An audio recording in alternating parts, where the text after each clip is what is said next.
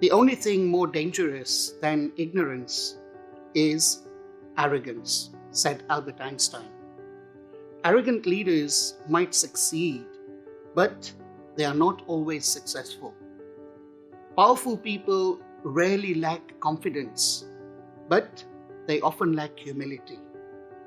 Humility is frequently associated with being passive, submissive, or insecure. But this could not be any further from the truth. As C.S. Lewis once said, humility is not thinking less of yourself, but thinking of yourself less. So humility is often an underrated quality in discussions of leadership qualities. It is mentioned heavily in religious texts, and it may seem a little old-fashioned, but it is a quality that is even more necessary today. Humility is, in fact, one of the most powerful and important attributes of growth and lasting success.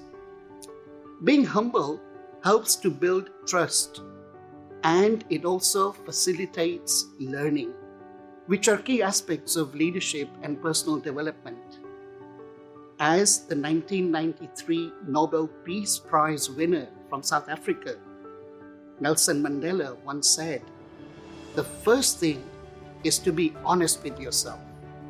You can never have an impact on society if you have not changed yourself."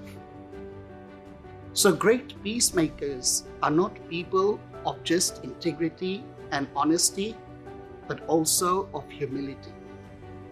Humble leaders often assume responsibility. For instance, a group of soldiers were trying to lift a piece of timber. Now, the corporal in charge of the project, he was standing by the side, and he was commanding the men to heave harder to lift the timber. A stranger rode by on his horse, and he observed the scene. So he said to the corporal, "Don't you think if you help them, that the strength of just one more person might help them lift the timber?"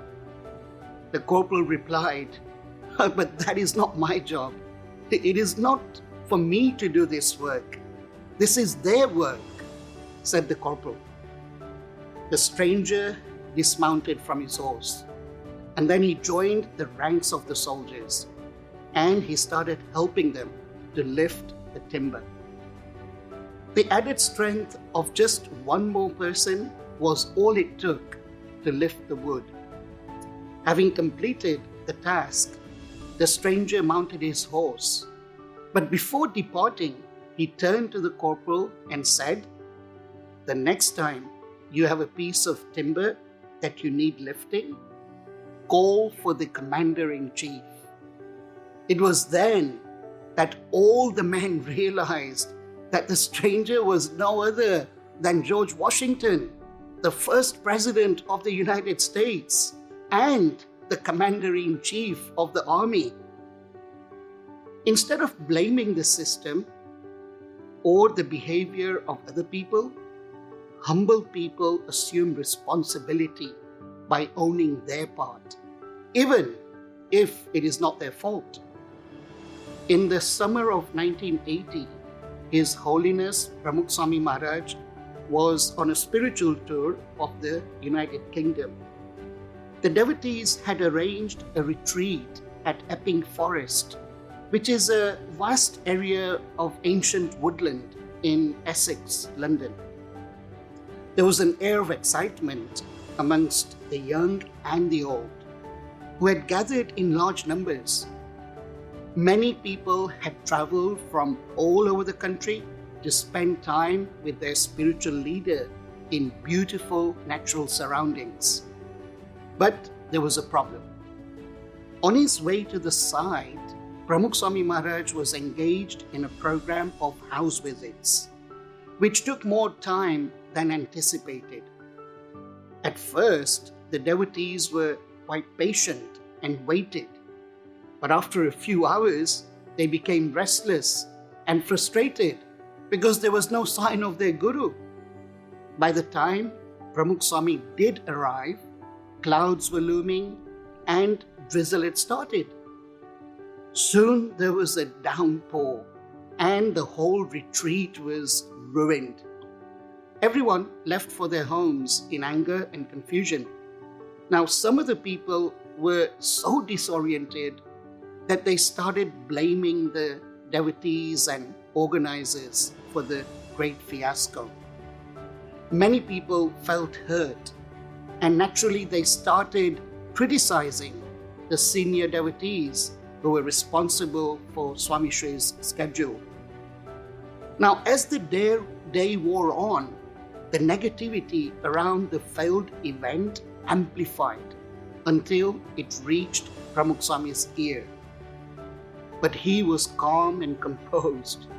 It is said that humility listens and humility opens hearts. Humble leaders, they serve other people and they build relations. They help to join people and to connect. The next day, Pramukh Swami Maharaj was at the BAPS Swaminarayan Mandir in Islington for his daily puja. After the ritual, there was an assembly, and hundreds of devotees, many of them from the previous day's event at Epping Forest, were also present. Pramukh Swami Maharaj started his discourse. The very first thing that he said was, "I am sorry for what happened yesterday. It was entirely my fault. I had organized the house visits without realizing how much all of you had sacrificed to come out there. I planned the schedule, but not the organizers, nor the senior devotees. Therefore, it is not their fault, so please forgive me." The audience was stunned, awed, and silent.